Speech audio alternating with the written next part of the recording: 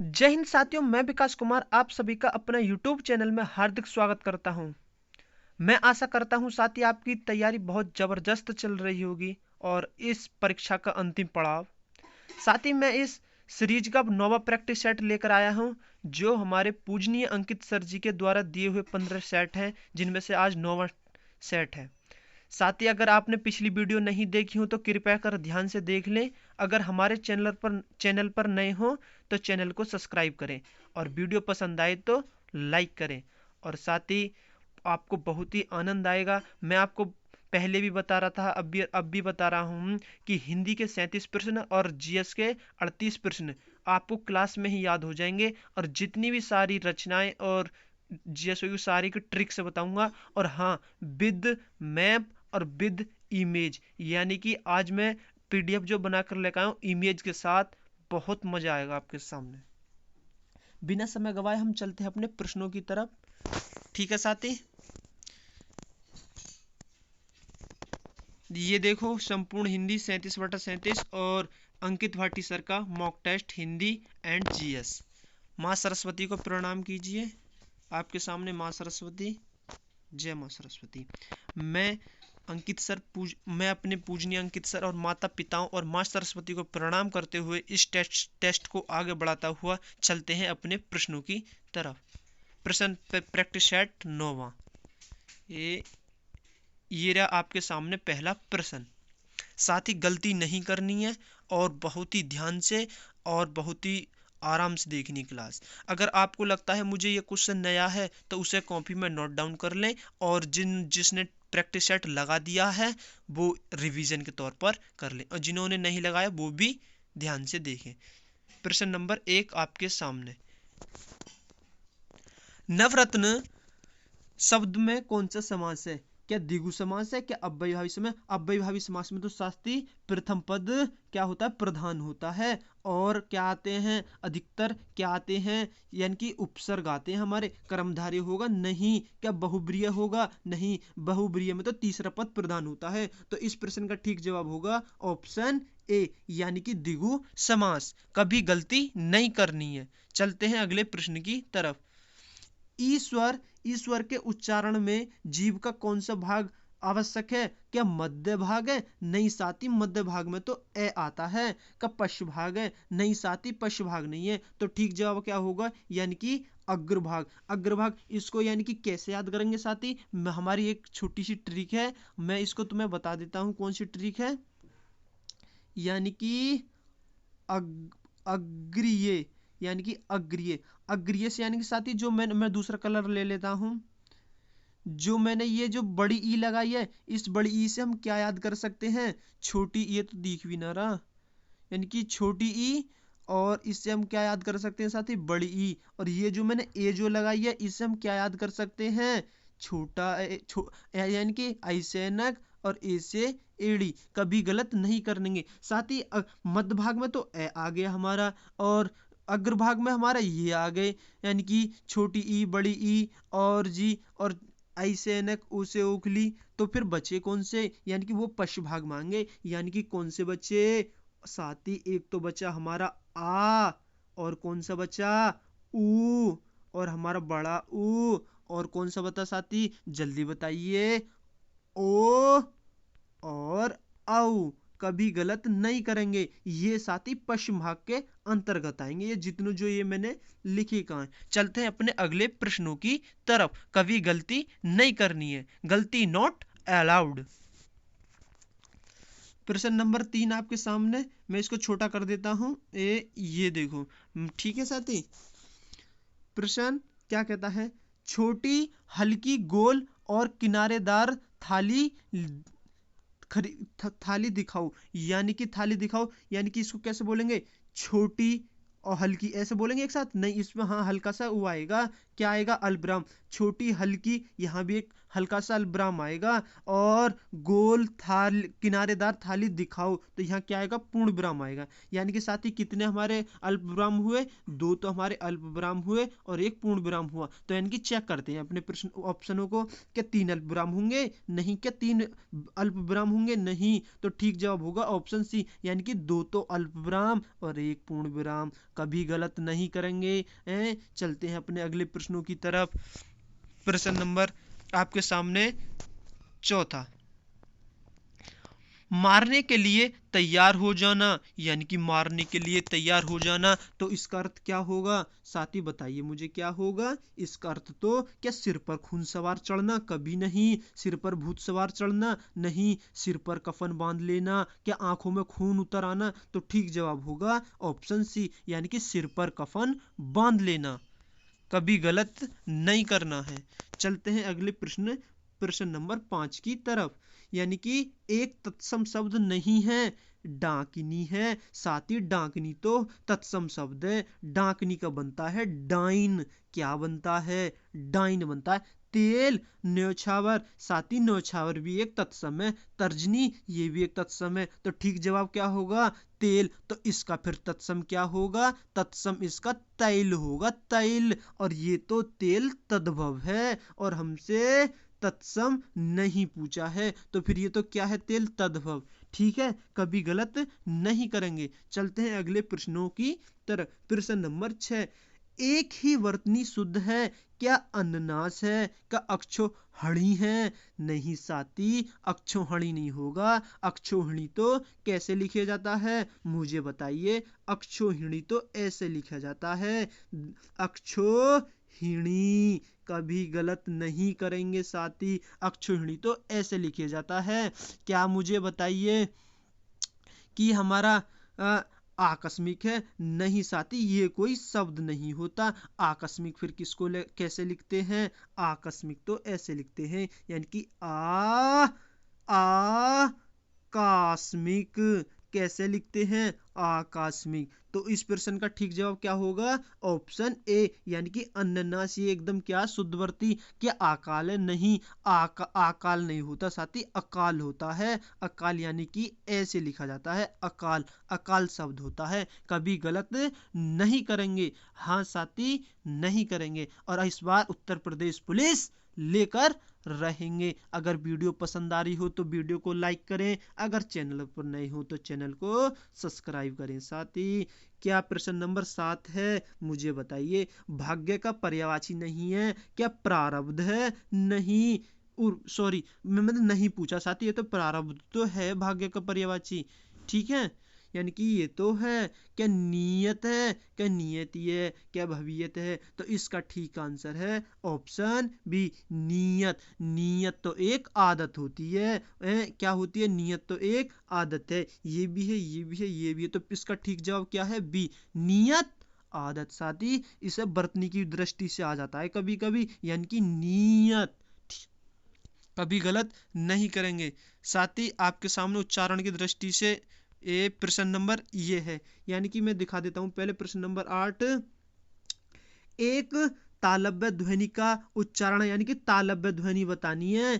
पापा या बाबा या मामा या चाचा। यानी कि मैं साथी आपको बता दूं, तालव्य तो हमारी कहाँ से बोली जाती हैं? यानी ये तो कंठ से नीचे मत, तालु, तालु से होती है, यानी कि च वर्ग आएगा पूरा, यानी कि ई भी आएंगे और ये भी आएंगे। तो यानी कि ई यश।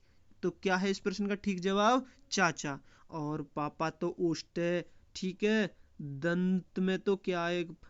पापा पे फे पे पे पतंग फैपल बेवकरी भेवटी में मच्छी, ये भी ओष्ठ में आएगा। और पे पतंग फैपल बेवकरी भेवटी, ये भी किस में आएगा? ये भी ओष्ठ में। साथ ही मैं इसको वेन डायग्राम से बता देता हूँ आपको। ये देखो, यानी कि हमारा तालु कहाँ है? तालु तो साथी हमारा ये है, कौन सा वाला? ये जो आपको ये दिख रहा है, इसको कहते हैं तालु। यानी कि मूर्धा क्या है फिर? ये मूर्धा ये ऊपरला वाला। मैं दूसरा पेन लेता हूँ, यानी कि मूर्धा ये ऊपरला वाला और तालु हमारा नीचे वाला, यानी कि ये लिख रहा। और साथ ही इससे क्लियर नहीं हो पा रहा तो इधर देखो, ये इधर ये जो दिखा है ये ऊपर को, ये है तालु, यानी कि, और ये है ये ऊपर को जो मूर्धा, ये है भीतर को तालु।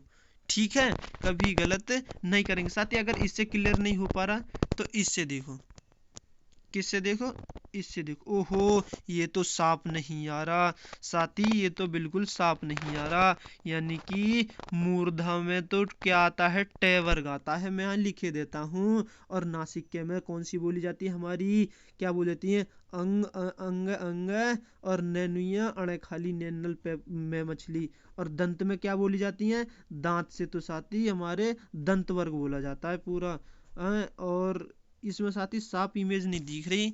और कंठ में क्या बोला जाता है, कंठ में तो हमारा पूरा कै वर्ग बोला जाता है, कभी गलत नहीं करेंगे। ओष्ठ में तो साथी हमारा पै वर्ग बोला जाता है। ठीक है, यानी कि इस इमेज में ये देखिए, यहाँ से ये जो दांत वाला हिस्सा है, जो दांत वाला, ये यहाँ से तो पूरा दांत वर्ग बोला जाता, मतलब दंत वर्ग बोला जाता है। यानी कि तै तलवार, थे तन, दे दवा, थे धनुष, ने नल। ठीक है, और ले और से और नुक्ता वाला ज, यानी कि ज कौन सा वाला, ये वाला, ये भी बोला जाता है। ठीक है, कभी गलत नहीं करेंगे। चलते हैं अगले प्रश्नों की तरफ। प्रश्न, इस प्रश्न का ठीक जवाब क्या बताया था साथी, अब तो आप ही बता दोगे। यानी कि डी होगा, यानी कि चाचा जी होंगे। कौन होंगे, हमारे चाचा जी। कभी गलत नहीं करेंगे। चलते हैं अगले प्रश्नों की तरफ। प्रश्न नंबर 9, इनमें से एक अर्थ ऐतराज है। ऐतराज क्या, विघ्न को कहते हैं साथी। विघ्न को तो क्या कहते हैं, विघ्न को तो बाधा कहते हैं। क्या, संकट कहते हैं। संकट को तो विपत्ति कहते हैं। क्या कहते हैं, विपत्ति कहते हैं। और लेकिन इस प्रश्न का ठीक जवाब होगा, क्या होगा, आपत्ति होगा। क्या होगा, ऑप्शन नंबर डी, यानी कि ऐतराज। तुम्हें क्या आपत्ति है, कहते नहीं तुम्हें क्या ऐतराज है, तुम्हें क्या आपत्ति है। ठीक है, कभी गलत नहीं करेंगे। चलते हैं अगले प्रश्न की तरफ। बहुवचन की दृष्टि से एक वाक्य शुद्ध है। बहुवचन की दृष्टि से बताना है। चिड़िया उड़ गई, चिड़िये उड़ गई, का चिड़ियाएं उड़ गई। तो क्या उड़ गई, चिड़ियाएं उड़ गई साथी। क्या उड़ गई, चिड़ियाएं। कभी गलत नहीं करेंगे, यानी कि चिड़ियाएं उड़ गई। ये नहीं होगा कहीं चिड़िया उड़ गई, नहीं नहीं नहीं, चिड़ियाएं उड़ गई। ठीक है, ये जवाब होगा। यानी कि ऑप्शन नहीं ए नहीं बी, तो ठीक जवाब सी, यानी कि चिड़ियाएं उड़ गई। चिड़िया उड़ नहीं गई, चिड़ियाएं उड़ गई। ठीक है, कभी गलत नहीं करेंगे। प्रश्न नंबर 11, निम्नलिखित में से एक सूर्य का पर्यायवाची है। यानी कि पर्यायवाची बताना है। क्या रस है, नहीं जी। क्या निचोड़ है, नहीं जी। क्या सारे, नहीं। तो क्या है जवाब, अर्क होगा। एक सूर्य का मैं बताता हूँ, यानी कि भानु, यानी कि रवि। एक आप बता दीजिए, क्या मार्तंड होगा। हाँ जी साथी, मार्तंड तो होगा। एक और बता दीजिए साथी मुझे आप, एक और बता दीजिए, क्या होगा, क्या हंस होगा। हाँ जी साथी, हंस भी होगा। क्या अर्क हो, हाँ हाँ अर्क भी है। कभी गलत नहीं करेंगे। चलते हैं अगले प्रश्न की तरफ। विलोम की दृष्टि से कौन सा अशुद्ध बताना है साथी। गमन का आगमन तो होता है, और निषिद्ध का विहित होता है, और जी व्यास का समास होता है, लेकिन आमिष का सामिष नहीं होता, निरामिष होता है। कभी गलती नहीं करेंगे। इस प्रश्न का ठीक जवाब होगा ऑप्शन सी। चलते हैं अगले प्रश्नों की तरफ। प्रश्न नंबर 13, एक वाक्य में अपादान कारक का प्रयोग हुआ है। यानी कि साथी अपादान कारक तो वो होता है जो अलगाव की दृष्टि होती है। तो अलगाव की दृष्टि देख लो, शिकारी ने तीर से बाघ मारा, नहीं, यानी कि इसमें तो साधन हो गया। तो इसमें कौन सा होगा, इसमें तो करण होगा। और हाथी के द्वारा पेड़ पर डाहा गया, नहीं साथी, इसमें तो कर्म होगा। यानी कि कर्म कहता है, कर्ता ने कर्म को या के द्वारा, यानी कर्म के द्वारा। और क्या सत्संग से बुद्धि सुधरती है। क्या लड़का बाजार से लौटता है। साथ ही इस प्रश्न का ठीक जवाब होगा लड़का बाजार से लौटता है, यानी कि बाजार से दूर हो रहा है। कभी गलती नहीं करेंगे। चलते हैं अगले प्रश्न की तरफ। प्रश्न नंबर 14, बरवे छंद है। क्या सम्मात्रिक है, नहीं साथी, सम्मात्रिक तो हमारी चौपाई होती है। हैं, क्या होती है, हरि गीतिका होती है।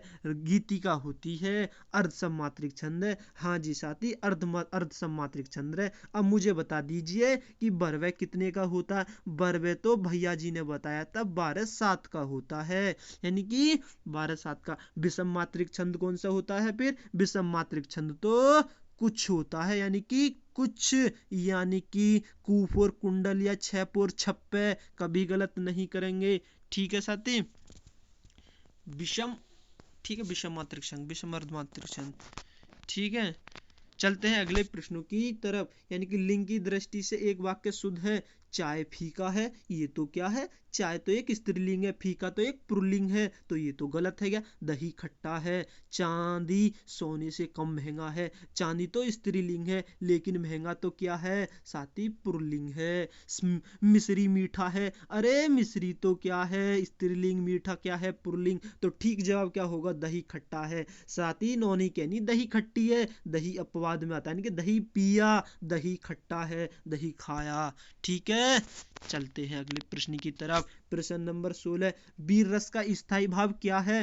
क्या क्रोध है? नहीं साथी, क्रोध तो रौद्र रस का है। किसका है? रौद्र रस का। भय है? नहीं साथी, भय तो भयानक का है, भयानक का।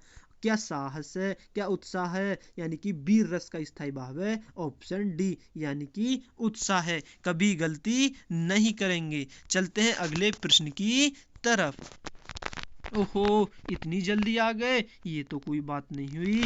क्या प्रश्न नंबर 17, राम रोटी नहीं खाता है। राम रोटी नहीं खाता है, कर्मवाच्य बताना है। राम से रोटी खाए जाते हैं। साथी राम रोटी नहीं खाता है तो खाए जाते नहीं होगा। राम ने रोटी खाई, ये भी नहीं होगा। तो फिर कौन सा होगा? चलते हैं आगे।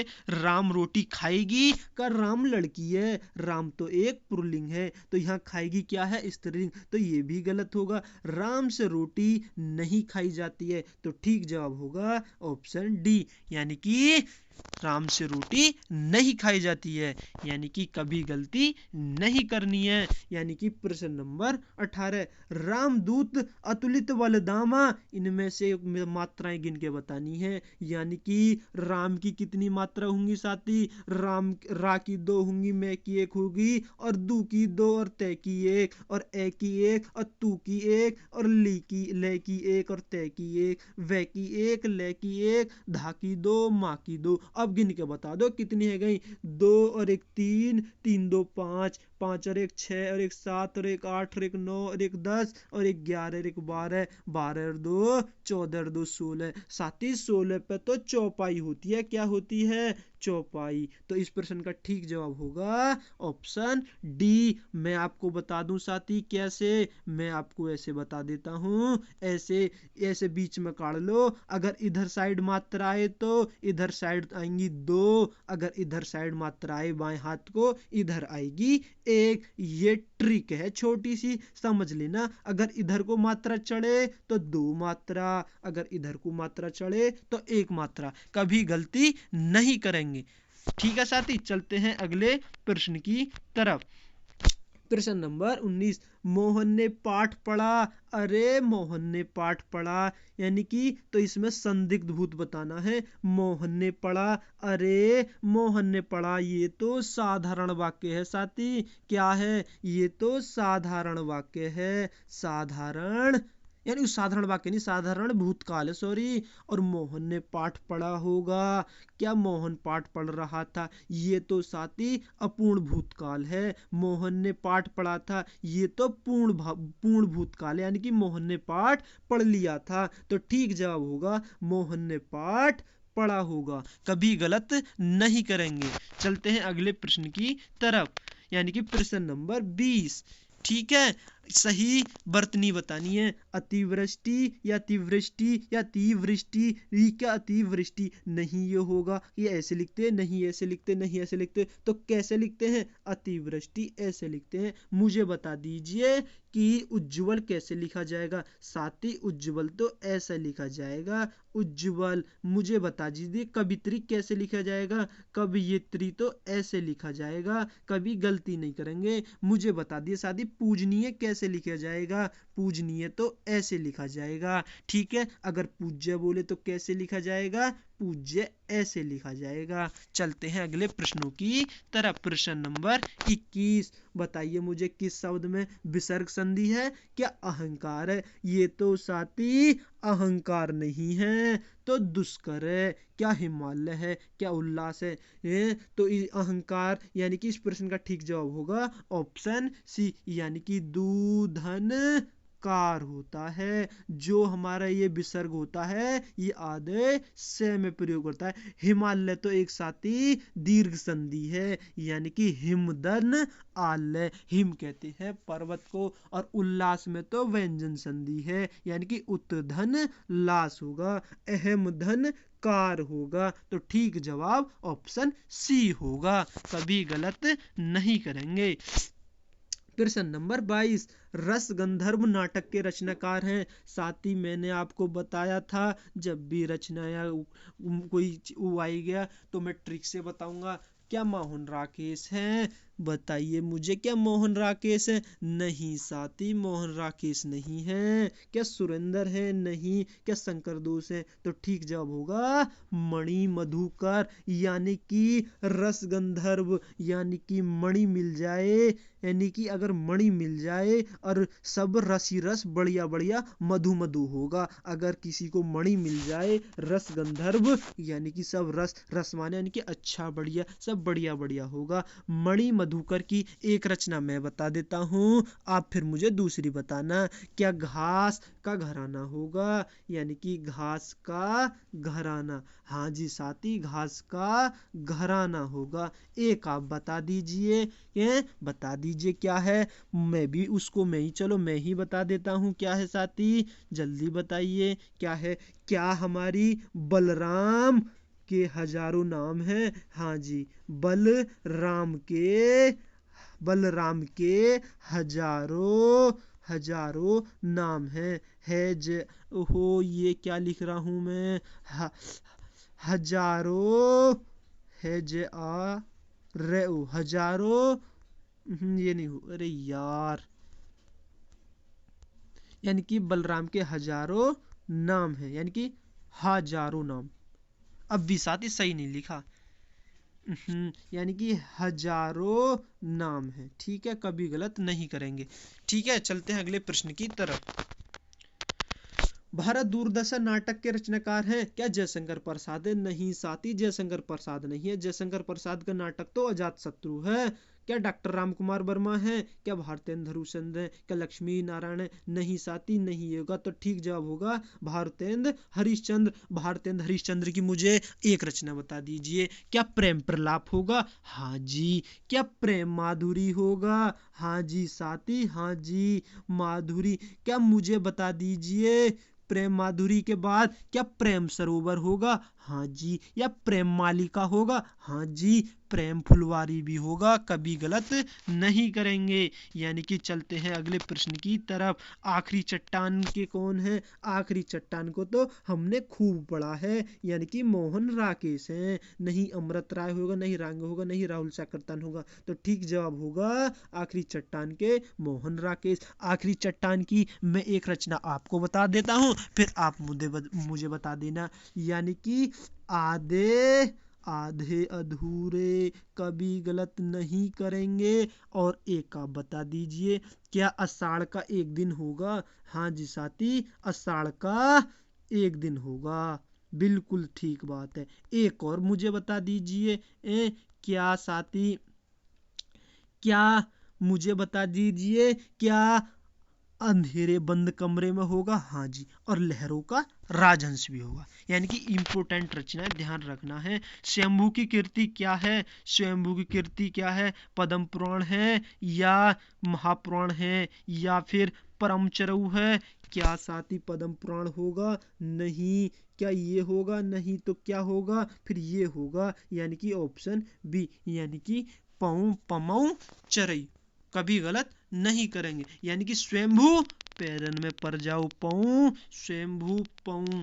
ठीक है, चलते हैं अगले प्रश्न की तरफ। यानी कि अजगर करे ने चाकरी, पंछी करे ने काम, किसने कहा था? अजगर कैसा लगता है? अजगर तो मलूक लगता है। मलूक, जब अजगर सामने आ जाए तो हवा टाइट हो जाती है। नहीं तुलसीदास होगा, तुलसीदास नहीं रैदास नहीं सूरदास, तो कौन से होंगे? मलूकदास जी होंगे, मलूकदास।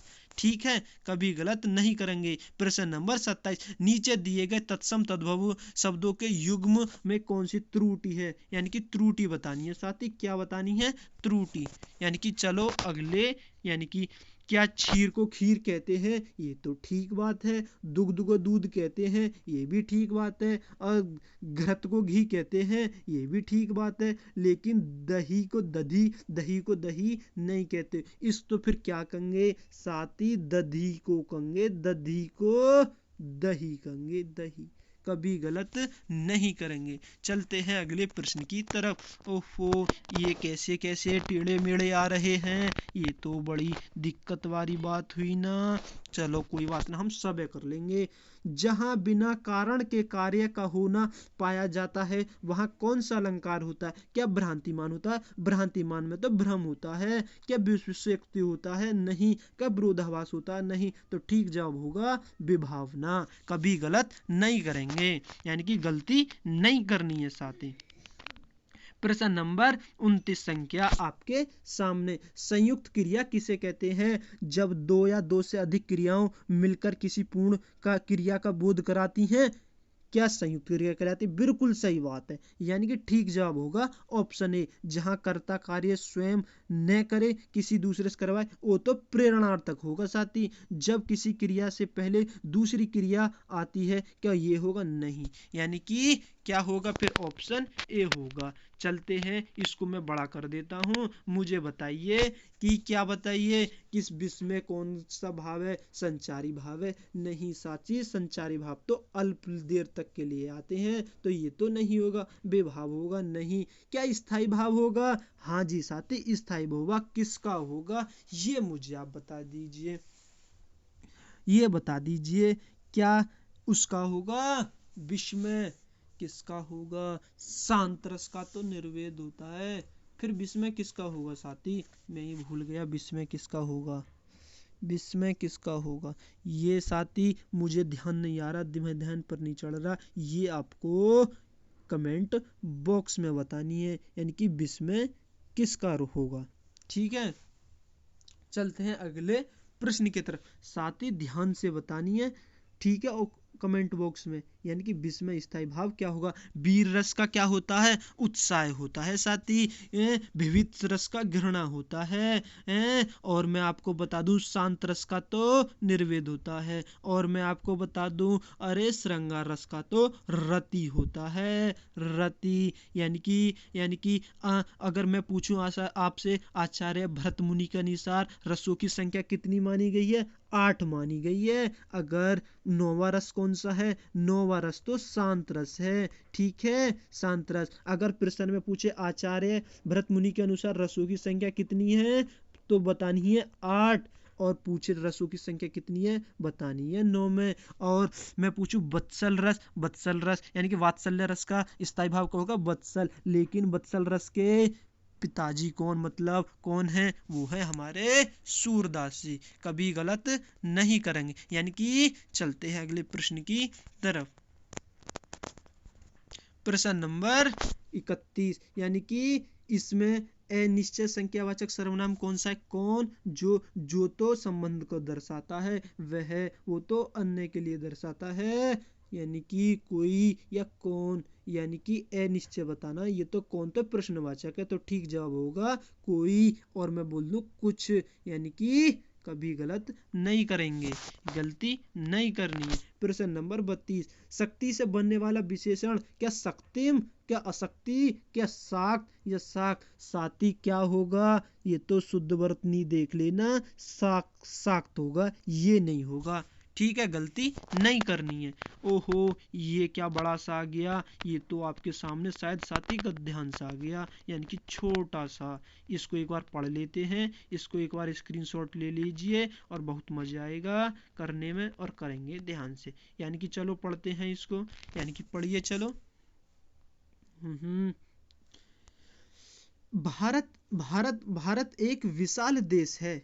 वर्षों की पराधीनता के बाद एक इसे स्वाधीनता प्राप्त हुई है और फिर यह गणतंत्र बना और उसकी उसकी उन्नति के लिए भारत युवक को अपना तन मन धन लगाना होगा। भारत के लोगों को विश्व की विदुषी भावनाओं से अलग रहकर प्रेम एकता और आगे बंधुत्व की भावना को सबल बनाना होगा।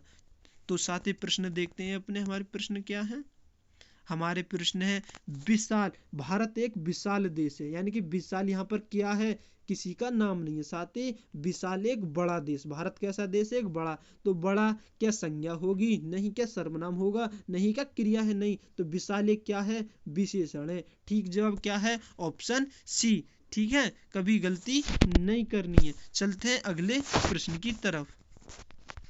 यह निम्न में से क्या है, यह क्या संज्ञा है, नहीं। क्या विशेषण है, नहीं। क्या क्रिया है, नहीं। तो ठीक जवाब क्या होगा, सर्वनाम है यह। तो यानी कि गलती नहीं करनी है। प्रश्न नंबर 35, युवकों निम्नलिखित में से युवकों निम्नलिखित में से क्या है। युवकों बतानी है। युवकों यानी कि विशेषण होगा, नहीं। क्रिया होगा, नहीं। या सर्वनाम होगा। तो युवकों तो एक संज्ञा, यानी कि युवक क्या है, संज्ञा है। ठीक है, वो भी कौन सी, जातिवाचक संज्ञा। सबल बनाना होगा, क्या संज्ञा होगा, क्या सर्वनाम होगा, क्या विशेषण होगा। साथ ही ठीक जवाब क्रिया होगा, सबल बनाना। यानी कि नहीं ये होगा, नहीं ये होगा, नहीं होगा। तो क्या होगा, क्रिया होगा। ठीक है, चलते हैं अगले प्रश्न की तरफ। निम्नलिखित में से कौन सा शब्द संधि भी और समास भी है, यानी कि संधि भी होना चाहिए या समास भी होना चाहिए। तो क्या जवाब होगा, इस प्रश्न का ठीक जवाब होगा पंचानन, यानी कि पंचधन आनन होगा, आनन। तो इसमें कौन सा संधि है गई, इसमें तो साथ ही दीर्घ संधि है गई। और समास कौन सा है, आइए, पंचानन पांच है, आनंद जिसके अर्थात बता दीजिए कौन होगा। ठीक है, कभी गलती नहीं करेंगे। ओहो साथी, राम मंदिर आ गया। राम मंदिर के दर्शन की कर लीजिए। राम मंदिर की इमेज इसलिए लेकर आया हूँ साथी, इससे आज प्रश्न है संबंधित प्रश्न बनाएंगे। आप भगवान राम की जो प्राण प्रतिष्ठा हुई कब हुई थी, किस माह में हुई 2024 के, वो तो साथी जनवरी माह में हुई थी। यानी कि कब हुई थी, 22 जनवरी 2024 में हुई थी। यानी कि रामलला प्राण प्रतिष्ठा। ठीक है, चलते हैं अगले प्रश्नों की तरफ। ठीक, साथ ही मंदिर बताओ कैसा लग रहा है, बहुत अच्छा लग रहा है। यानी कि हमारे नरेंद्र मोदी जी, पीएम साहब जी ने बहुत बढ़िया मतलब मंदिर का निर्माण करवाया। साथ ही इनसे बनने वाले प्रश्न हैं, ये मैं दिखा देता हूँ। मैं इनको इमेज को इसलिए लेकर आया हूँ आपके सामने। ये रहा प्रश्न, यानी कि देश का पहला मंदिर संग्रहालय किस राज्य में बनाया जाएगा। यानी कि किस में बनाया, अयोध्या उत्तर प्रदेश। यानी कि ऐसे भी समझ लो, अगर ऐसे अयोध्या उत्तर प्रदेश में, अयोध्या में कौन सा मंदिर बना है, अयोध्या राम जी का मंदिर। अगर मैं बात बताऊं तो यानी कि हमारे पीएम साहब जी नरेंद्र मोदी जी ने, यानी कि कब कब इसकी प्राण प्रतिष्ठा मतलब इसकी शिलान्यास रखा था, वो रखा था 5 अगस्त 2020 को, है नहीं। मैं आपको इससे इम्पोर्टेंट जो राम मंदिर से बनने वाले क्वेश्चन है, मैं इनको करा देता हूँ एक बार। मैं इसको छोटा कर देता हूँ। ओहो, छोटा कितना करना पड़ेगा, इतना। जैसे राम मंदिर से बताएं, अगर मंडप है हमारे, कितने मंडप हैं साथ ही, मंडप 5 हैं। अगर शिलान्यास यानी कि 5 अगस्त 2020 में। अगर स्थापित पूछो तो 22 जनवरी 2024। किसके द्वारा स्थापित हुई थी, ये तो मोदी जी द्वारा होती थी। अगर कंपनी का नाम पूछे, यानी कि राम मंदिर जो बनाने का निर्माण जो कंपनी का वो था, इसमें कौन थे, ये थे लार्सेन और ट्रोबो थे। और क्षेत्रफल पूछे तो 2.7 एकड़। अगर इसके राम मंदिर के अगर वास्तुकार कहें तो कौन थे, चंद्रकांता बी सोमपुरा। यानी कि सोमपुरा परिवार पिछले बहुत वर्षों से निर्माण करता आ रहा है। इधर के देख लो, यानी कि इसमें जल 155 देशों की पंक्ति नदियां। अगर डिजाइन डिजाइन यानी कि 1990 यानी कि घंटा जैसलमेर एटा। वजन घंटे का वजन कितना है 2100 kg यानी कि 2100 किलोग्राम। अगर पूछे राम मंदिर जो हमारे अयोध्या में है किस शैली में निर्माण हुआ यानी कि किस में हुआ नागर शैली में। तो दक्षिणी शैली में दक्षिणी को मंदिर का निर्माण होता है, जैसे कि हमारे कहाँ पाए जाते हैं जो दक्षिणी भारत के उन राज्यों में पाए जाते हैं। और इस और पूछूं आगे इससे और भी क्वेश्चन बन सकते हैं कि राम मंदिर की ऊंचाई कितनी है यानी कि 161 फीट है। खंबे खंबे व द्वार कितने हैं 392 खंबे हैं 44 द्वार हैं। और पूछूं आपसे यानी कि मुझे बताइए ताला कितने किलो का है 400 kg का। कहां से अलीगढ़ यानी कि ए वन डिस्ट्रिक्ट वन प्रोडक्ट। तो अलीगढ़ किसके लिए प्रसिद्ध है ताले के लिए प्रसिद्ध यानी कि सत्य प्रकाश शर्मा इसके वो हैं। यानी कि एक बताऊं श्री राम जी का शिशु रूप इसमें है। और जी मुझे बताइए मैं इसको और ऊपर कर देता हूं। और मंदिर परिसर में सीता कुंड है यानी कि चार कोने पर कौन कौन से सूर्य देव हैं माँ भगवती जी हैं गणपति जी हैं और भगवान शिव को समर्पित है। यानी कि चार कोने पर ऐसे मंदिर होंगे चार कोने पर ये इन भगवान जी के नाम है। अगर उत्तरी भुजा में पूछे तो उत्तरी भुजा में किसका है अन्नपूर्णा मंदिर। और दक्षिणी भुजा में पूछे तो हनुमान मंदिर। कभी गलत नहीं करेंगे। एक बार इमेज और दिखा देता हूं ये रहे साथी इमेज देख लो। ये इसकी जो हाइट है वो 161 फीट की हाइट है ठीक है। यानी कि क्या मंजिल है ये 1 2 3 4 यानी कि 3 मंजिल क्या मंजिल है 1 मंजिल 2 मंजिल 3 मंजिल मंदिर है साथी ठीक है। 392 खंबे हैं 44 द्वार हैं। और बोलो भगवान श्री राम की जय। ठीक है तो इस प्रश्न का 38 का मैंने ये बताया दिया अयोध्या उत्तर प्रदेश। अगले प्रश्न की तरफ चलते हैं। प्रश्न नंबर 39 भारत सरकार द्वारा सिकल सेल एनीमिया उन्मूलन मिशन लक्ष्य किस वर्ष रखा गया है यानी कि ऑप्शन ए यानी कि 2047 2035 की बात करूं तो साथी 2035 की बात करूं तो इसरो एजेंसी जो है का हमारे भारत की जिसका स्थापना कब हुई थी 15 अगस्त 1969 को हुई थी। जो इसमें वर्तमान के अध्यक्ष जो है कौन है एस सोमनाथ जी। यानी कि और मैं इसको बताऊं यानी कि 2035 तक लक्ष्य रखा है। यानी कि हमारा भारत है नहीं अंतरिक्ष में स्वदेशी क्या बनाने स्टेशन बनाने वाला है। और 2040 की बात करूं तो भारत का पहला कोई व्यक्ति 2040 पर चंद्रमा पर पहुंचने वाला है। ये उन्होंने डिसाइड किया है निर्णय लिया है। प्रश्न नंबर 40 मैं आपको बता दूं जो हमारे चंद्रमा जो 3 लॉन्च हुआ था चंद्रयान 3 लॉन्च हुआ था जो हमारे चंद्रमा के दक्षिणी बिंदु पर पहुंचा था जहां पर वो उसकी सॉफ्ट लैंडिंग हुई थी उस स्थान को क्या नाम दिया है शिव शक्ति नाम दिया है। साथ ही करंट अफेयर्स का क्वेश्चन बहुत बढ़िया है मैंने पिछली क्लास में भी कराया था। दक्षिण एशिया में पहला सेंटर फॉर स्पीशीज इस्वाइल किस देश में लिया जाएगा मालदीव में क्या बांग्लादेश में क्या सिंगापुर में। तो ठीक जवाब होगा यानी कि ऑप्शन डी भारत में। मुझे बताइए बांग्लादेश की राजधानी क्या है ढाका और कैपिटल यानी ढाका हो गई या मुद्रा क्या है टका ठीक है। सिंगापुर की सिंगापुर सिटी।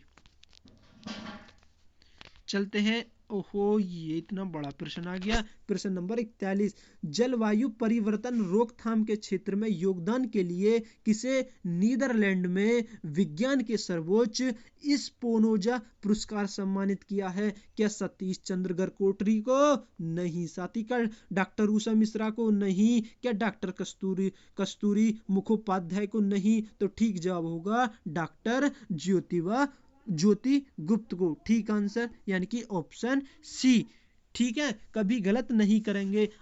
अगर किसी को पुरस्कार मिल जाए और वो भी दूसरे देश को मिल जाए तो उसके घर में क्या होगी ज्योति होगी एक प्रकाश फैलेगा यानी कि ज्योतिया यानी कि जोइता है नहीं कभी गलत नहीं करेंगे। चलते हैं अगले प्रश्न की तरफ यानी कि 8वें ब्रिक्स अंतर्राष्ट्रीय स्पर्धा सम्मेलन का आयोजन किसने किया था साथी? मुझे बताइए, क्या नई दिल्ली ने किया था, क्या वाराणसी ने, या पटना ने, या फिर कोलकाता ने? तो ठीक जवाब होगा नई दिल्ली ने। यानी कि कभी गलती नहीं करनी है।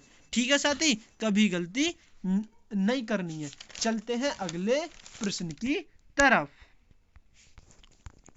निम्नलिखित में से कौन सा ताल वाद्य नहीं है, या घटम है, या तबला है, या सरोद है? मुझे बताइए क्या है साथी? इस प्रश्न का तो ठीक जवाब ऑप्शन डी होगा, यानी कि सरोद। ठीक है, कभी गलती नहीं करनी है। और आपको वीडियो पसंद आ रही हो तो प्लीज़ लाइक कर दो ना, अगर चैनल पर नए हो तो सब्सक्राइब कर दो ना। ठीक है साथी, कभी गलती नहीं करेंगे। विश्व स्वास्थ्य दिवस कब मनाया जाता है? अरे विश्व स्वास्थ्य दिवस तो 7 मार्च को मनाया जाता है। नहीं साथी, 7 मार्च को तो जन औषधि दिवस मनाया जाता है। क्या मनाया जाता है? जन औषधि दिवस मनाया जाता है। जन औषधि दिवस मनाया जाता है।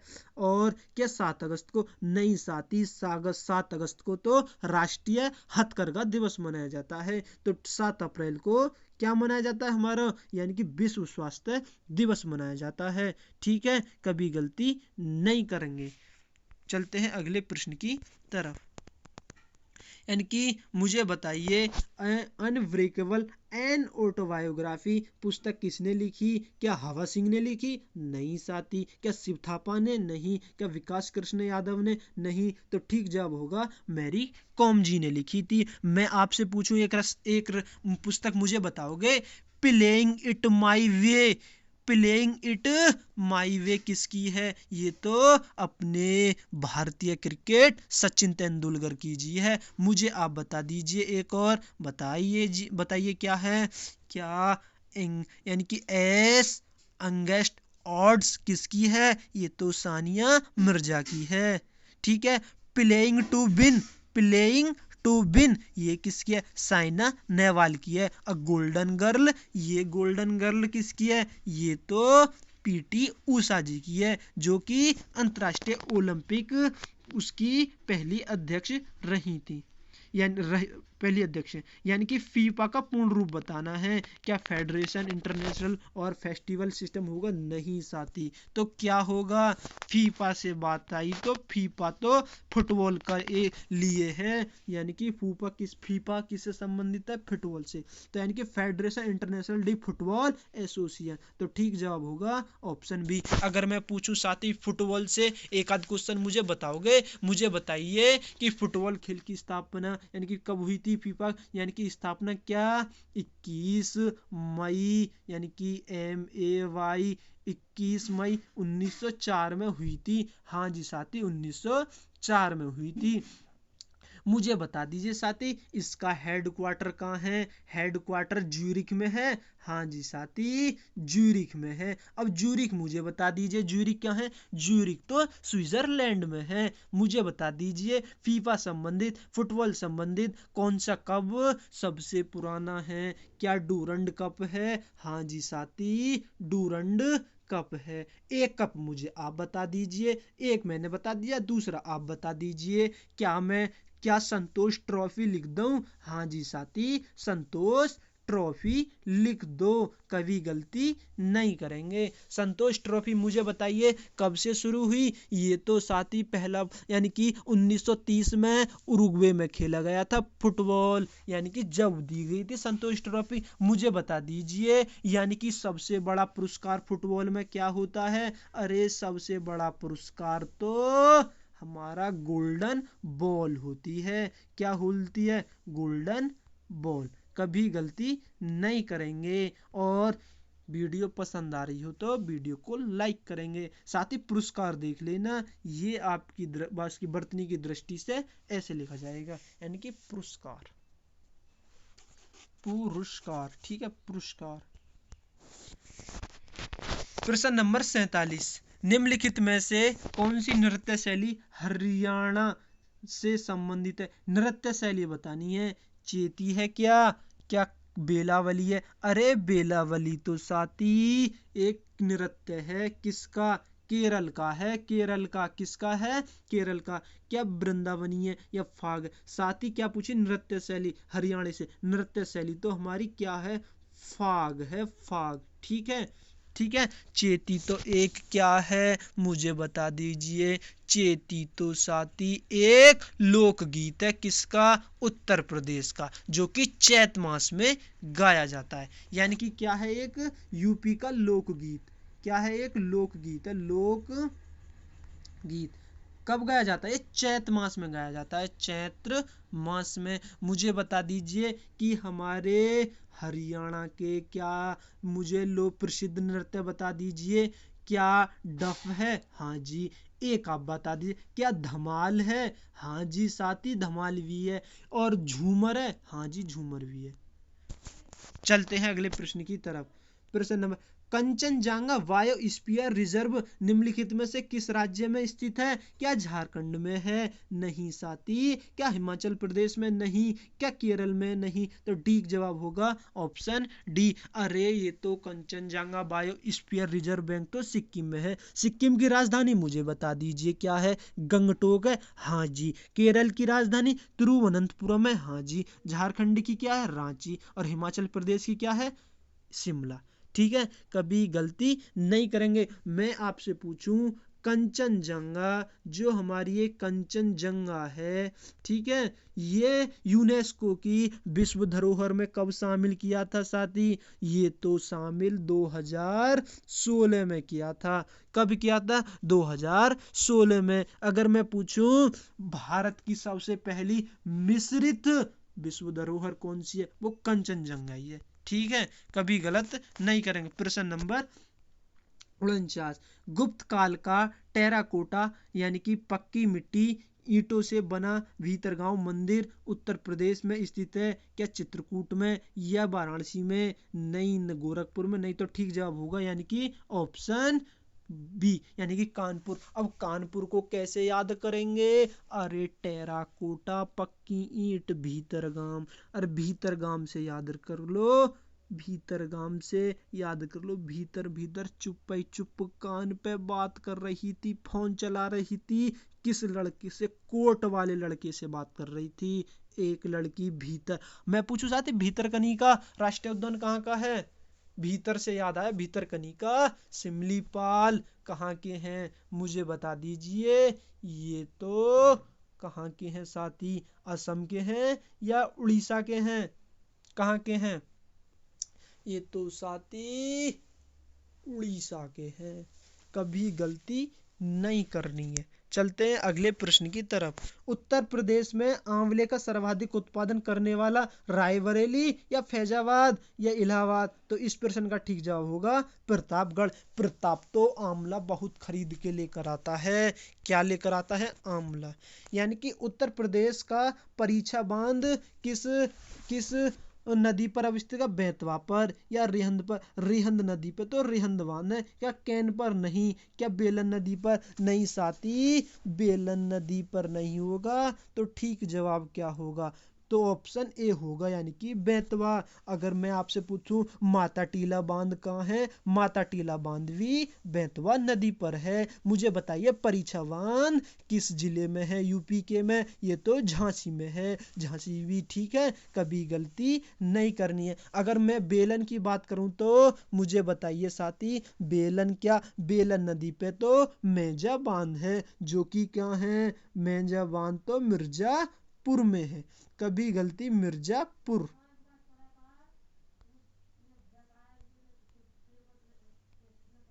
कभी गलती नहीं करनी। निम्नलिखित में से कौन सा युग्म सम्मिलित है? विंध्याचल पर्वत मिर्जापुर में है। देवा शरीफ बाराबांकी में है। हस्तिनापुर मेरठ में है। भुवनेश्वर श्रृंगेरपुर फैजाबाद में। साथ ही विंध्याचल पर्वत तो मतलब विंध्याचल तो मिर्जापुर में है। ये तो ठीक है, हमें बताना है नहीं। देवा शरीफ बाराबंकी में, हाँ जी ये भी ठीक है। हस्तिनापुर मेरठ में, हाँ जी। तो साथ ही ठीक जवाब यही होगा। तो फिर इस ये श्रृंगवेरमपुर कहाँ है? ये तो श्रृंगवेरमपुर, जल्दी बताइए कहाँ है? ये तो श्रृंगवेरमपुर इलाहाबाद में है। इलाहाबाद इलाहाबाद। अब इलाहाबाद को हम वर्तमान में क्या कहते हैं, यानी कि प्रयागराज कहते हैं, प्रयागराज। ठीक है साथी, कभी गलती नहीं करनी है। चलते हैं अगले प्रश्न की तरफ। उत्तर प्रदेश का निम्न में से कौन सा सर्वाधिक बाढ़ प्रभावित है? पश्चिमी क्षेत्र है क्या, पूर्वी क्षेत्र है क्या, उत्तरी क्षेत्र है क्या, मध्य क्षेत्र है? तो ठीक जवाब होगा पूर्वी क्षेत्र। नहीं ये होगा, नहीं सी होगा, नहीं डी होगा। चलते हैं अगले प्रश्न की तरफ, यानी कि राष्ट्रीय राजमार्ग विकास परियोजना, यानी कि साथी विकास आया है तो विकास ही मेरा नाम है। तो उत्तर दक्षिण तथा पूर्व पश्चिम गलियारे मिलते हैं क्या कानपुर में, क्या झांसी में, क्या लखनऊ में, क्या वाराणसी में? इसका ठीक जवाब होगा ऑप्शन बी, यानी कि झांसी में। कहाँ मिलेंगे? झांसी में मिलेंगे साथी, कभी गलती नहीं करनी है। चलते हैं अगले प्रश्न की तरफ। ठीक है साथी, अगर आपको वीडियो तनक भी पसंद आ रही हो तो प्लीज लाइक कर दो ना। प्रश्न नंबर 55 आ गए पर वर्ष 2011 की जनगणना के अनुसार उत्तर प्रदेश की जनसंख्या का वृद्धि प्रतिशत बताना है। यानी कि 2000 की बात हो रही है, यानी कि 2001 से लेकर 2011 तक की बात चल रही है। क्या 20.2% होगा? नहीं। क्या 20.32% होगा? नहीं। तो ठीक जवाब होगा 20.22%। अगर मैं आपसे पूछूं साथी, मुझे बताइए क्या बतानी है, यानी कि सर्वाधिक दशकीय वृद्धि वाला जिला कौन सा है? सर्वाधिक दशक वृद्धि वाला जिला तो साथी हमारा गौतम बुद्ध नगर है। कौन सा है? गौतम बुद्ध नगर। गौतम बुद्ध, अगर मैं पूछूं गौतम बुद्ध नगर में कितना है, यानी कि 49.1%। अगर मैं पूछूं सबसे न्यूनतम दशकीय वृद्धि वाला जिला कौन सा है, वो तो साथी यानी कि 9.9%, वो तो हमारा कानपुर है, जो कि उस चमड़ा उद्योग के लिए प्रसिद्ध है। वस्तु एवं सेवा कर जीएसटी में निम्नलिखित में से कौन सा कर शामिल नहीं है? प्रश्न नंबर 56। ये तो साथी आपके सामने उत्तर प्रदेश का मैप आ गया। उत्तर प्रदेश की मैप के यानी कि इसका यानी कि मैं आपसे पूछूं हमारे उत्तराखंड से कितने जिले लगते हैं? साथी उत्तराखंड से जिले हमारे कितने लगते हैं? ये देखो इसके सामने, क्या सहारनपुर लगता है? हाँ जी। मुजफ्फरनगर लगता है? हाँ जी। बिजनौर लगता है? हाँ जी। मुरादाबाद लगता है? हाँ जी। और रामपुर भी, बरेली भी, पीलीभीत भी। कितने हो गए? 1 2 3 4 5 6 7, 7 हो गए साथी। अगर मैं पूछूं आपसे नेपाल से कितने लगते हैं हमारे? नेपाल से पीलीभीत लगता है? हाँ जी। लखीमपुर खीरी लगता है? हाँ जी। बहराइच लगता है? हाँ जी। श्रावस्ती लगता है? हाँ जी। बलरामपुर लगता है? हाँ जी। मैं इसको थोड़ा छोटा कर देता हूँ, ये तो फिर मिट जाएगा। ओहो, ये क्या हुआ? ये अब देखो, पीलीभीत, लखीमपुर खीरी, बहराइच, श्रावस्ती और बलरामपुर, और ये क्या सिद्धार्थनगर, और ये क्या है साथी महाराजगंज। तो कितने हो गए? 1 2 3 4 5 6 7, इसमें भी 7 लगते हैं। यानी कि अगर आपसे पूछे यानी कि सबसे पूर्वी जिला कौन सा है, तो सबसे पूर्वी जिला साथी बता देना कौन सा है। हमें डरना नहीं है।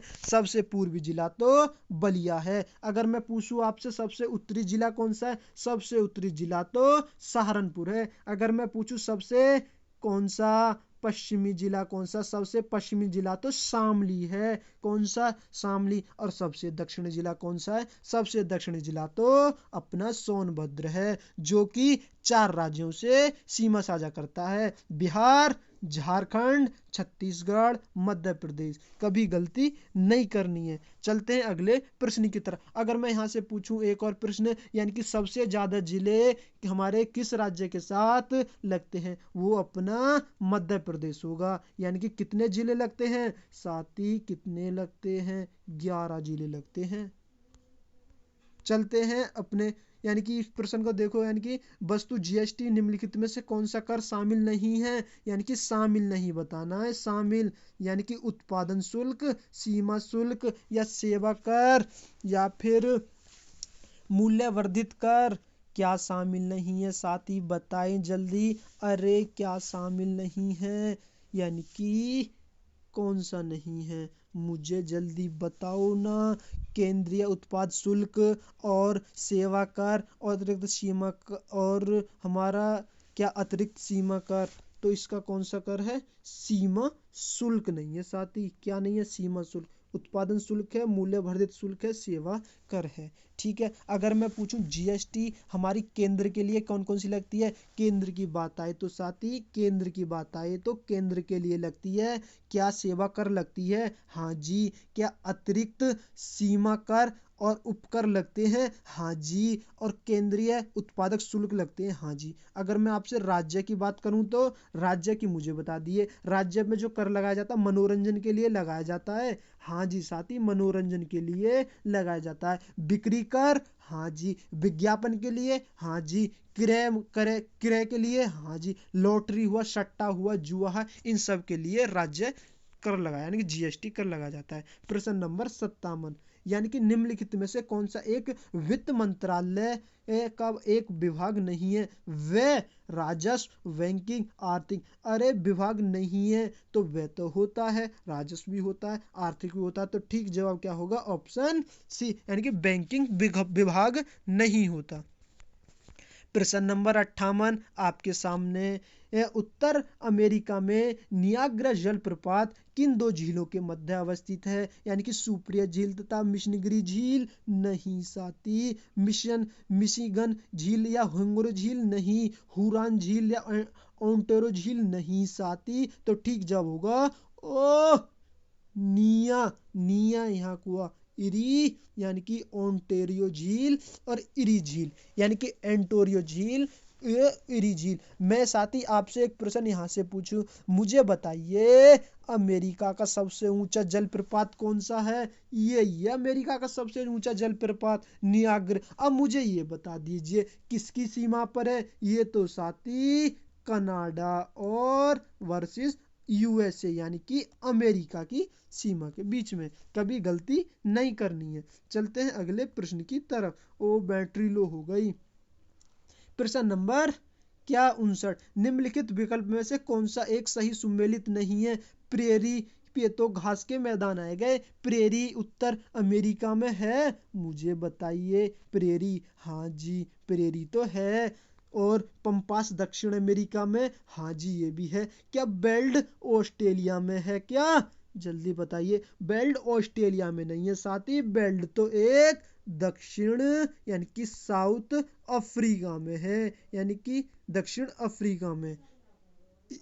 स्टेपी स्टेपी यूरोप है? नहीं, ये तो स्टेपी यूरोप में ही है। कभी गलती नहीं करेंगे। चलते हैं अगले प्रश्न की तरफ। आंध्र प्रदेश तथा तमिलनाडु के तट में क्या कहा जाता है? अ का कोरोमंडल कहा जाता है, मालाबार तट कहा जाता है, कोंकण तट कहा जाता है, या उत्तरी सरकार? अरे मालाबार तट तो कहाँ? मंगूर में, यानी कि कहाँ कहाँ पाया जाता है? यानी कि मंगलूर में और कन्याकुमारी में पाया जाता है। कोंकण तट तो साथी हमारा कहाँ पाया जाता है? ये तो महाराष्ट्र, दमन से लेकर गोवा, यानी कि दमन महाराष्ट्र से लेकर गोवा में पाया जाता है। तो ठीक जवाब होगा ऑप्शन ए, यानी कि कोरोमंडल तट। ये तो हमारा आंध्र प्रदेश तमिलनाडु में पाया जाता है। तमिलनाडु की राजधानी मुझे बता दीजिए क्या होती है? क्या चेन्नई होती है? क्या होती है तमिलनाडु की राजधानी? ठीक है साथी, चेन्नई होती है। प्रश्न नंबर 61, बांग्लादेश में प्रवेश के बाद गंगा नदी को क्या कहते हैं? अरे बांग्लादेश में तो प्रवेश के बाद पद्मा नदी कहते हैं। अगर ब्रह्मपुत्र को तो जमुना कहते हैं। क्या कहते हैं? जमुना, ब्रह्मपुत्र नदी। मुझे बताइए मेघना कब होता है? जब पद्मा और जमुना मिल जाती हैं तो अगला जो रूप ले लेती हैं ऐसे करके, तो ये किसका रूप ले लेती है? मेघना। और मैं पूछूं ये कहाँ? यानी कि ये सुंदरवन डेल्टा बनाती हैं, विश्व का सबसे बड़ा सुंदरवन डेल्टा बनाती हैं। प्रश्न नंबर 62, सिंधु घाटी की सभ्यता गैर आर्य थी क्योंकि इसकी अपनी लिपि थी। क्या इसकी खेतिहर अर्थव्यवस्था थी? नहीं साथी, नहीं लिपि, नहीं यह एक नगरीय व्यवस्था थी। यही ठीक जवाब होगा, यही ठीक जवाब होगा साथी, यानी कि यह एक नगरीय व्यवस्था थी। मैं पूछूं बताइए सिंधु घाटी सभ्यता एक कांस्य युगीन सभ्यता थी, हाँ या ना? यानी कि थी साथी, इसका ठीक जवाब यानी कि हाँ होगा। यानी कि अगर मैं आपसे पूछूं, क्या हमारे क्या पूछूं, चलो अगला ही प्रश्न पूछता हूँ। निम्नलिखित में से किसे भारत का नेपोलियन कहा जाता है? क्या कनिष्क को कहा जाता है? क्या पुष्यमित्र को कहा जाता है? क्या चंद्रगुप्त मौर्य? चंद्रगुप्त मौर्य तो मौर्य साम्राज्य के राजा थे, मतलब संस्थापक थे। और क्या है, यानी कि समुद्रगुप्त। समुद्रगुप्त को भारत का नेपोलियन कहा जाता है। ये किसने कहा, ये मुझे बताइए। ये तो साथी विंसेंट ने कहा था, विंसेंट ने। मैं दूसरा पेन ले लेता हूँ। किसने कहा था, कौन सा लूं पेन, रेड कलर का लेता हूँ, यानी कि विंसेंट ने कहा था। विंसेंट ने क्यों कहा था साथी, जो भारत का नेपोलियन है इसने 12 युद्ध जीते थे, बहुत ही प्रभावशाली बहादुर था, इसलिए विंसेंट ने भारत का नेपोलियन की उपाधि दे दी। ठीक है, यानी कि इबादत खाने की स्थापना का श्रेय किसे जाना था, शाहजहां को। नहीं साथी, शाहजहां ने तो ताजमहल बनवाया था। औरंगजेब को या जहांगीर को? नहीं, यानी कि ठीक जवाब होगा अकबर।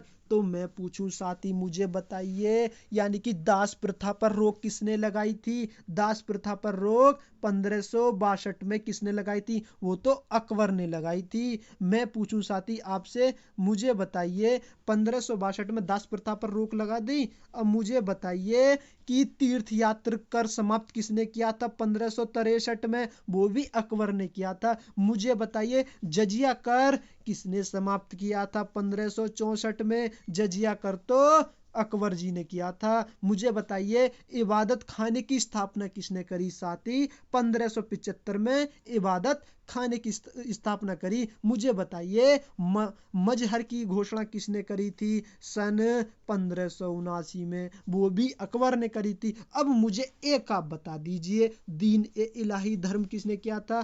क्या 1582 में इसकी स्थापना की थी? हाँ जी, इसका ठीक जवाब क्या है, डी, यानी कि अकबर। कभी गलती नहीं करनी साथी। क्रम पूछ लेता लगाने के लिए, कौन सा कब पहले आया था। प्रश्न नंबर 65, भारत में प्रथम समाचार पत्र प्रकाशित करने पीछे निम्न में से कौन से व्यक्ति था? हरिश्चंद्र मुखर्जी? ये तो नहीं थे। या दीनबंधु मित्र? साथी दीनबंधु मित्र तो नील दर्पण के संस्थापक थे। तो ठीक जवाब होगा यानी कि जेम्स अंगस्टन हिक्की, नहीं डी होगा। अगर जेम्स अंगस्टन हिक्की की बात करें तो इन्होंने क्या लिखा था? इन्होंने तो बंगाल गजट लिखा था। क्या लिखा था? बंगाल गजट लिखा था। Gazette, gazette. अगर मैं पूछूं कब लिखा था, ये तो साथी 1780 में लिखा था। कहाँ लिखा था? ये तो साथी कलकत्ता में लिखा था, कलकत्ता में। अब मुझे बताइए जो बंगाल गजट जो इन्होंने समाचार पत्र लिखा था, ये किस भाषा में था? ये तो साथी अंग्रेजी भाषा में था। कभी गलती नहीं करेंगे। यानी चलते हैं अगले प्रश्न की तरफ, यानी कि प्रश्न नंबर 66। टाइम भी लंबा होता जा रहा है, क्वेश्चन भी पड़े हैं अभी 9-10। यानी कि 1928 में साइमन कमीशन ने भारत आने पर निम्नलिखित में से एक किस किस नारे के साथ इसका स्वागत किया? यानी कि साइमन कमीशन वापस जाओ, स्वागत है साइमन कमीशन। नहीं साथी, ब्रिटेन में रहो, नहीं भारत से दूर रहो। तो क्या है इसका जवाब? साइमन कमीशन यानी कि साइमन वापस जाओ। मैं पूछूं इसका गठन कब हुआ था साइमन कमीशन का? साथी साइमन कमीशन का गठन तो 18 नवंबर 1927 में हुआ था। मैं पूछूं, मुझे बताइए साइमन कमीशन भारत कब आया? ये तो सभी को पता होगा, 3 फरवरी 1928 में साइमन कमीशन भारत आया। मुझे बता दीजिए साथी, मैं पेन दूसरा लेता हूं। साइमन कमीशन में सदस्यों की कुल कितनी संख्या थी? क्या 7 थी? हाँ जी साथी, 7 थी। मुझे बता दीजिए साइमन कमीशन का अन्य नाम क्या था? क्या अन्य नाम क्या था? श्वेता मिशन था। उस श्वेत मिशन, सॉरी स्वाति, श्वेत मिशन। कभी गलती नहीं करनी है साथी। चलते हैं अगले प्रश्न की तरफ, मैं इसको बड़ा कर देता हूं। मुझे बताइए निम्नलिखित में से कौन सुमेलित नहीं है? नहीं बताना है। विधि द्वारा स्थापित प्रक्रिया जापान साथी ये तो ठीक है। भारतीय राज्य के नीति निर्देशक तत्व आयरलैंड से एक संविधान से लिए गए, ये भी ठीक है। समवर्ती सूची भी ठीक है, ये तो ऑस्ट्रेलिया के संविधान से ली गई है। मैं पूछूं प्रस्तावना की भाषा किससे ली गई है, वो भी तो ऑस्ट्रेलिया से ली गई है। मैं पूछूं प्रस्तावना का विचार किससे लिया है, वो तो साथी अमेरिका से लिया है। क्या इस प्रश्न का ठीक जवाब ये होगा, जो डी है वो ही ठीक है, क्योंकि नहीं पूछा है। आपातकालीन शक्तियां तो ब्रिटेन से थोड़ी ली गई हैं। आपातकालीन यानी कि आपात पड़ जाए तो हमारे पैसे में, हमारे घर में पैसे का टोटा हो जाएगा, यानी कि पैसे यानी कि मनी यानी कि जर्मनी, यानी कि आपातकालीन स्थिति क्या होगा, जर्मनी होगा। कभी गलत नहीं करना है साथी, गलती नॉट अलाउड। चलते हैं अगले प्रश्न की तरफ। ओहो ये क्या हो गया। भारतीय संविधान में वर्णित किस अनुच्छेद में अंतर्गत केंद्र शासित प्रदेशों के लिए एक उच्च न्यायालय का प्रावधान दिया है। किसमें, 239 में नहीं, 240 में नहीं, 242 में नहीं, तो ठीक जवाब क्या होगा, ऑप्शन सी 241 में। यानी कि उच्च न्यायालय मतलब केंद्र शासित प्रदेश उनका उच्च न्यायालय का लिए। ठीक है, चलते हैं अपने अगले प्रश्न की तरफ। इस प्रश्न का जवाब देखिए ध्यान से। निम्नलिखित में से किस वाद के फैसले में सर्वोच्च न्यायालय ने सर्वप्रथम घोषित किया था कि उद्देशिका को संविधान का अंग नहीं है। क्या केशवानंद भारती बनाम था, क्या गोलकनाथ था, क्या सज्जन सिंह था, क्या ऑप्शन बी क्या था, बेरुवारी। ये तो ठीक जवाब होगा बेरुवारी। बेरुवारी मामला ने ये कह दिया था कि जो प्रस्तावना है वो संविधान यानी कि जो प्रस्तावना जो उद्देशिका है ये संविधान का अंग नहीं है। तो फिर अंग है तो ये किसने कहा था, ये तो साथी केशवानंद भारती बनाम संघ केरल राज्य ने कहा था। यानी कि प्रस्तावना संविधान का उद्देश्य मतलब जो प्रस्तावना संविधान का अंग है, कभी गलती नहीं करनी है। यानी कि सर्वप्रथम उद्देश्य का प्रस्तावना किसने मतलब ये दी थी, किसका विचार था, ये तो साथी हमारा भारत के प्रथम पहले प्रधानमंत्री पंडित जवाहरलाल नेहरू जी का था, जो कि हमारे कब आया था, ये आया था हमारा उद्देश्य प्रस्ताव कब आया था, यानी कि 13 दिसंबर को आया था, साथ ही 11 दिसंबर 1946 को। ये आप कमेंट बॉक्स में बताना कब आया था।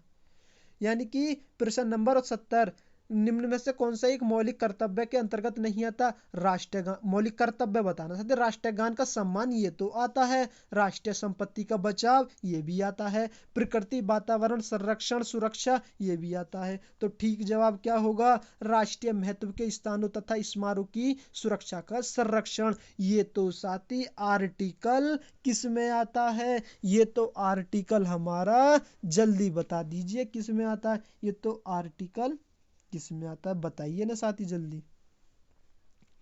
49 में आता है ये आर्टिकल। तो ये किसका संबंधित है, राज्य के नीति निर्देशक तत्व से संबंधित है, यानी कि 36 से 51।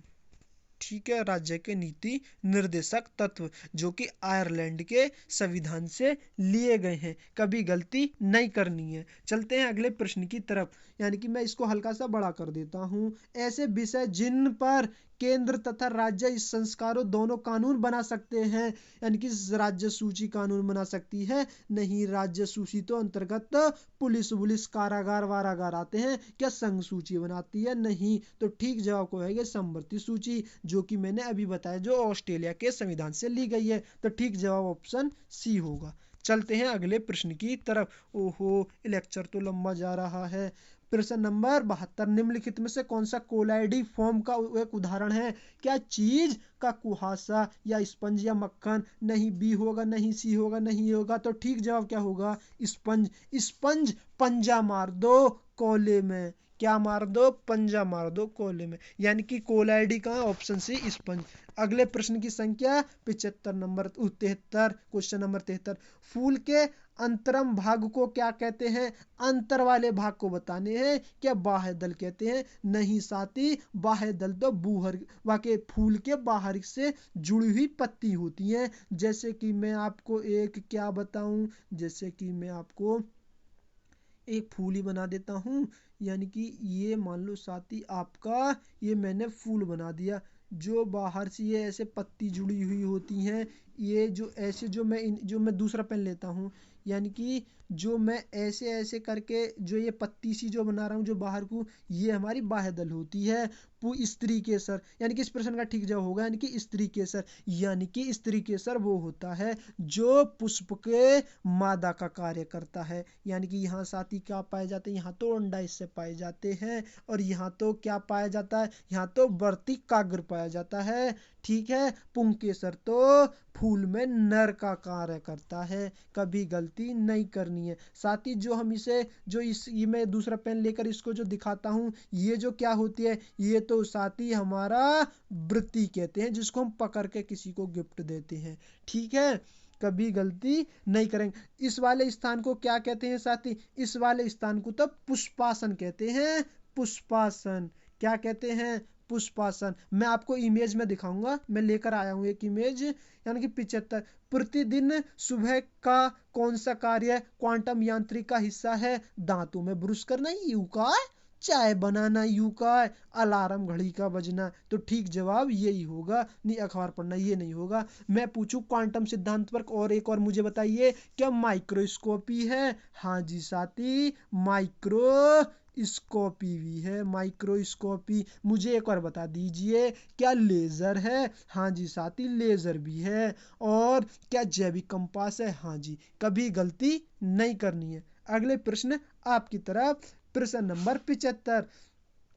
यानी कि साधारण नमक का रासायनिक नाम क्या है? साधारण नमक का रासायनिक सूत्र नाम यानी कि NaCl, जिसको हम सोडियम क्लोराइड कहते हैं। और HCl की बात करो, HCl तो साथी हाइड्रोजन क्लोराइड होता है। KOH की बात करूं, KOH तो पोटेशियम हाइड्रोक्साइड होता है। और NaOH की बात करूं, ये तो सोडियम हाइड्रोक्साइड होता है। कभी गलती नहीं करनी है साथी। अगर वीडियो पसंद आ रही तो प्लीज लाइक कर दो ना, अगर चैनल पर नए हो तो सब्सक्राइब कर दो ना।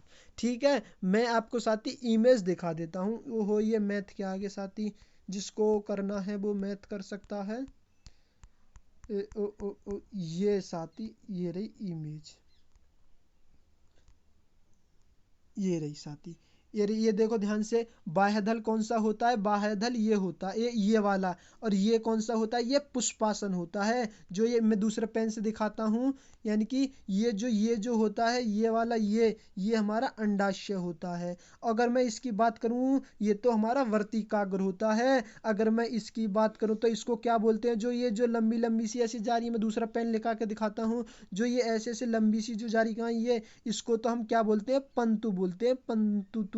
क्या बोलते हैं? पंतुतु। अगर ये जो साथी मैं इसकी बात करूं, इसकी अगर ये बाहर की हिस्सा यानी कि जो पीला पीला सा है, जो पीला पीला सा, ये पीला पीला सा, इसको बोलेंगे हम, क्या बोलेंगे? परागकोश। अगर ये पीले के अंदर ये जो रेड रेड सा है, जो ऐसे से जो बिंदु से हैं, इसको बोलेंगे पराकरण। यानी कि भंवरा आएगा, इस पर बैठेगा, और इस पर बैठने के बाद उसके पंख, उसके पैर यानी कि पराग कण यानी कि उससे टच होंगे, और यहाँ से उड़ कर कहाँ पहुंच जाएगा? वो पहुंच जाएगा यानी कि वर्तिकाग्र पर, और यहाँ पर बैठ जाएगा। वो वहां से कितने कितने को लेकर आएगा? यानी कि 2 अंडे को लेकर आएगा। मैं पेन दूसरा लगाता हूँ, यानी कि पीला लगाऊं, काला लगाता हूँ।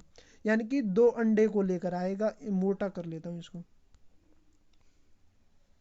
यानी कि कितने को लेकर आएगा? 2 को। और या इसके पास कितने रहते हैं? यहाँ जगह 3 रहते हैं साथी। 2 में से जब एक एक आता है तो एक तो साथी इसमें मिल जाता है, और जो एक बचता है, एक मैं दूसरा पेन लगाकर बताता हूँ, जो एक बचता है वो इन दोनों की से मिल जाता है। ये तो साथी जो एक है, और ये तो इसके साथ में मिलकर किसका जन्म ले लेता है? फल का। यानी कि भ्रूण तो खैर महिलाओं में होता है, यानी कि फल का जन्म ले लेता है, फल का।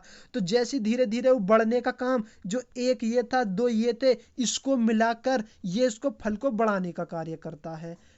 मैं आशा करता हूँ आपको इस वेन डायग्राम समझ पा रहे होंगे। अगर साथी नहीं समझ पा रहे हो तो एक बार फिर से दोबारा कर वीडियो देख लेना, ऐसी कोई बात नहीं है। अगर अगर थोड़ा बहुत भी अगर आपको वीडियो पसंद आए तो प्लीज़ लाइक करना, और कमेंट बॉक्स में ज़रूर बताना कि आपको ये वीडियो कैसी लगी। अगले ही दिन जब लेकर आ रहा हूँ अगला टेस्ट, मिलना नहीं भूलें। और अपना ख्याल रखें, अपना ध्यान रखें, और अपनी अंतिम पड़ाव अपनी तैयारी को जोर तोर से बढ़ाते रहें। बोलो मेरे साथ, जय हिंद जय भारत। जय हिंद जय Bharat. Take care, bye bye, thank you, love you so much.